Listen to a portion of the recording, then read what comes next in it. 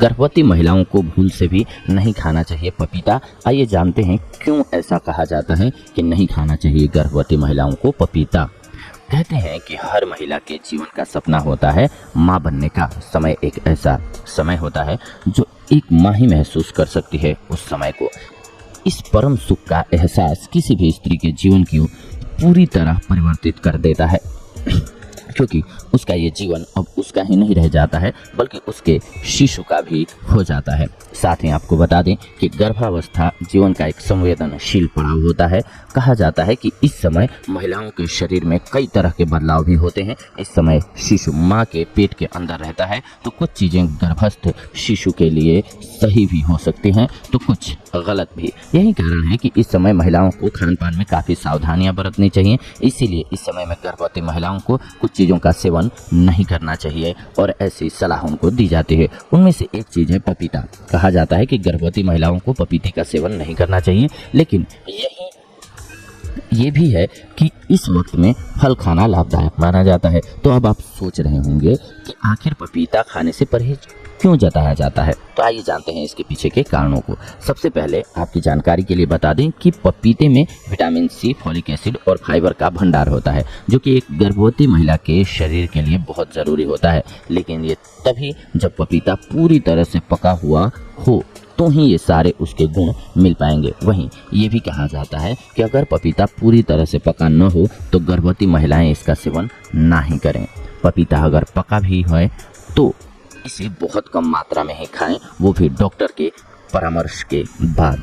कई लोग पपीते का शेक भी तैयार करके पीते हैं, लेकिन आप ध्यान रखें कि इस समय आपके शेक में पपीते की मात्रा कम हो और इसका बीज या उसका छिलका गलती से भी उसमें न आ जाए। वहीं अगर बात करें कच्चे पपीते की तो मेटेलेक्स पाया जाता है, इसमें लेटेक्स पाया जाता है जो कि शरीर में गर्मी पैदा करता है और गर्भाशय में भी इसकी वजह से संकुचन प्रारंभ हो जाता है, जिसकी वजह से शिशु की गर्भाशय में ही मौत हो सकती है या फिर गर्भपात भी हो सकता है अत्यधिक गर्मी की वजह से। कई बार तो ऐसा भी हुआ है कि पपीते के ज़्यादा सेवन से मृत शिशु का जन्म होता है। इसका कारण ये है कि पपीते की तासीर गर्म होती है जो कि शरीर में अत्यधिक गर्मी पैदा कर देता है। ये तापमान शिशु के लिए सहन करना बहुत ही मुश्किल हो जाता है। इसीलिए आपको सलाह दी जाती है कि जब भी गर्भवती हों तो पपीते का सेवन कम से कम ना करें, ये आपके लिए सुरक्षित होता है। इन्हीं विटामिन में से एक है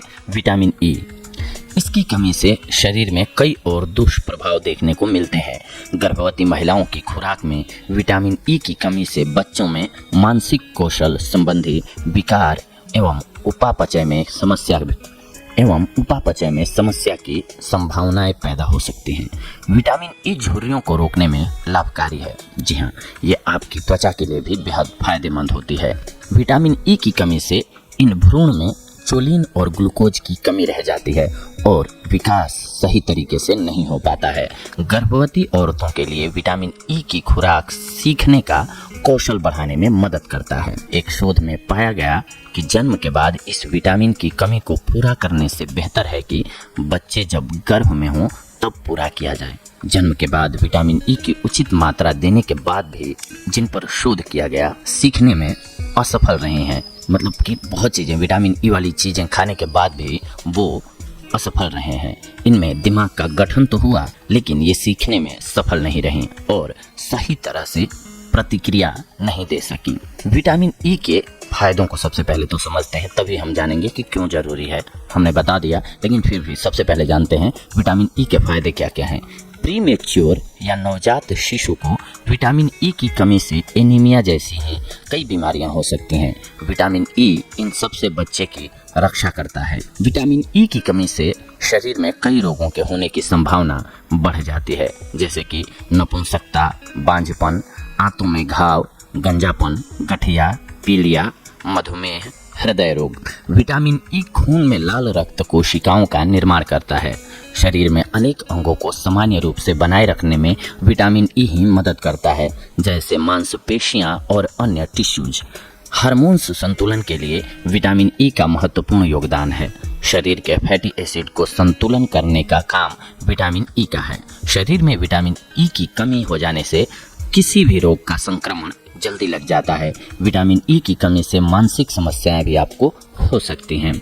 विटामिन ई की कमी से थायराइड ग्लैंड तथा पिट्यूटरी ग्लैंड की कार्यशैली में बाधा उत्पन्न हो जाती है। इसीलिए हमारे शरीर में विटामिन एक बहुत ही महत्वपूर्ण विटामिन में से एक है, इसीलिए जरूर शामिल करना चाहिए। विटामिन ई वाले अब जानते हैं हम कि फूड कौन कौन से होते हैं, क्योंकि ये तो हमने जान लिया कि ये बेहद ही जरूरी होता है, खास करके गर्भावस्था में ही, क्योंकि बच्चों का मानसिक विकास यानी कि दिमाग बहुत तेज होता है। अब जानते हैं कि ये क्या खाने से मिलता है। विटामिन ई वनस्पति तेल, गेहूं, हरे साग, चना, जौ, खजूर, माठ के चावल, मक्खन, मलाई, शकरकंद, अंकुरित अनाज और फलों में पाया जाता है। इसीलिए कहा जाता है कि गर्भावस्था के दौरान इन चीज़ों का सेवन जरूर करना चाहिए, क्योंकि आने वाला शिशु जो है उसको बहुत ही फायदा मिल सके, वो स्वस्थ पैदा हो, ताकि वो अपने जीवन में सफलता प्राप्त कर सके।